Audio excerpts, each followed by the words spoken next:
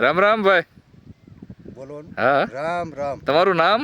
મુકેશભાઈ જેસાભાઈ ગઢશિરવાણીયા. ગામ ગઢશિરોણિયા, હા, તાલુકો સાયલા, જિલ્લો સુરેન્દ્રનગર. જિલ્લો સુરેન્દ્રનગર. બરોબર. આપણે આ તમે એરડાનું બી કયું આવ્યું છે? જેકપોટ.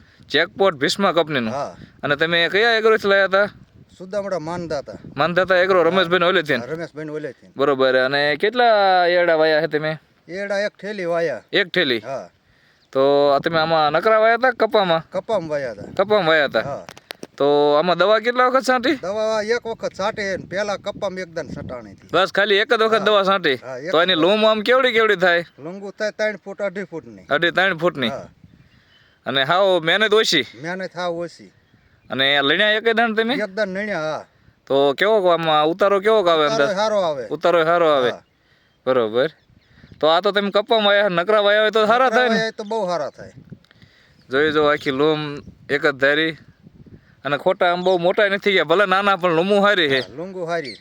તો આ બિયારણ વાવવું હોય તો આમ બીજા કોઈને વાંધો નહીં ને? ના ના, આ બી બહુ સારું. બહુ સારું ને? હા, બીજા ખેડૂત મિત્રોને વાવવું હોય તો કઈ શકાય ને? હા, કઈ કઈ વાવજો એમ. તમને તો આ બિયારણથી સંતોષ ને? હા, સંતોષ. આમ અંદાજે કેટલાક ઉતારો થાય આવશે? બધા એડા થાય છે તમારે? બધા થઈને 70-80 મણ જેવા થાય છે. 70-80 મણ જેવા થાય છે. બરોબર.